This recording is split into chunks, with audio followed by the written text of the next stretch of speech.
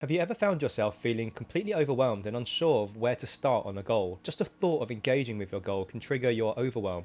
It can give you a sense of unease and a feeling of resistance which stops you from making any progress. In today's video, I'm going to share with you a simple yet powerful tool that can help you tackle even the most overwhelming and daunting of projects. If this is you, you're not alone. These feelings are common when working on anything meaningful to you. And as a coach, helping people achieve their potential is one of the biggest problems I'm presented with. But there's a simple solution that can help you break down those overwhelming tasks into manageable chunks. I call it the difficulty spectrum.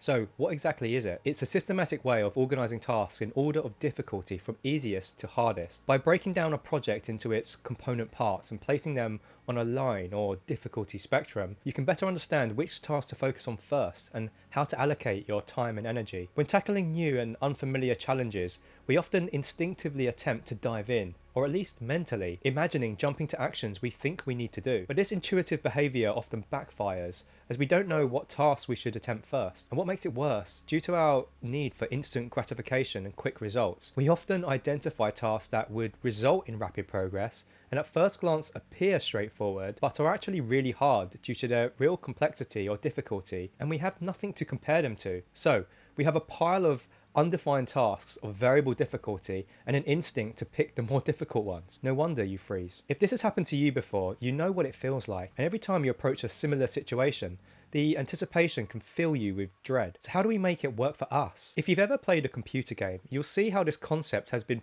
perfectly optimized. When you play a game for the first time, you often have to select a difficulty setting. There's often a prompt to indicate which one suits you. Beginner, often. In addition, there's always a level 1, a level for someone new to the game. It has tasks and challenges to match someone's ability and to introduce them to the game, reducing the friction to start. A game would be useless if the player never starts it. This enables the player to gain familiarity and slowly increase the skill level as their experience increases. And when they've completed a level, the next level, which stretches your new skill set, is waiting. By creating our own difficulty spectrum, we can create our own game levels for our lives. With a little thought, we can make our progression and actions seamless. The key is to make the first levels as easy as possible so you feel the least resistance to starting. We procrastinate often because we're afraid of something, and many of these reasons are due to uncertainty or unfamiliarity of what's to be done. We then catastrophize the imagined experience and reflect on how we've felt in past situations, as this is the only evidence we've got. This creates a deep-rooted belief that any meaningful goal we create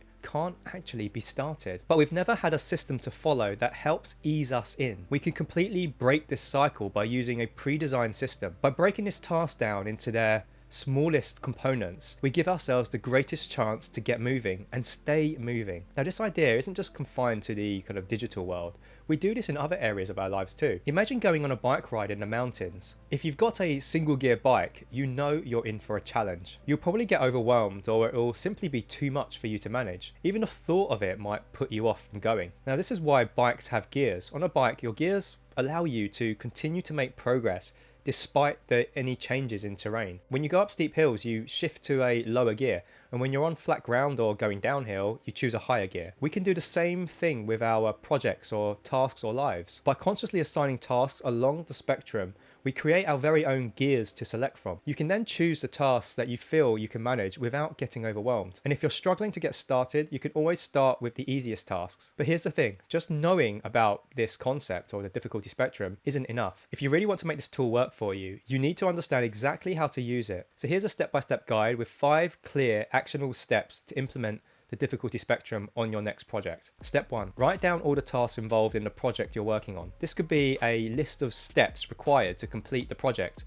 or a brainstorm of all the possible tasks that could be involved. Step 2, organize the tasks in order of difficulty, starting with the easiest tasks and work your way up to the hardest. Now, difficulty can be determined by a number of factors, such as the amount of time or effort required, perhaps the level of skill required, or the complexity of the task.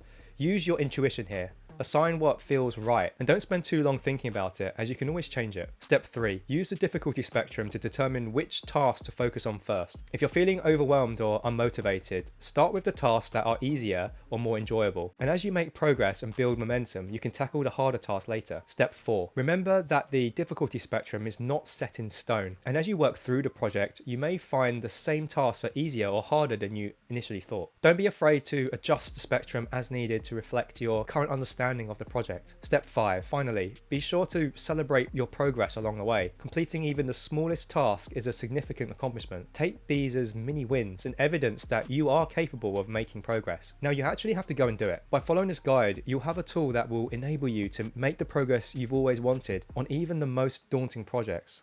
So that's it for today's video. If you found it helpful, subscribe.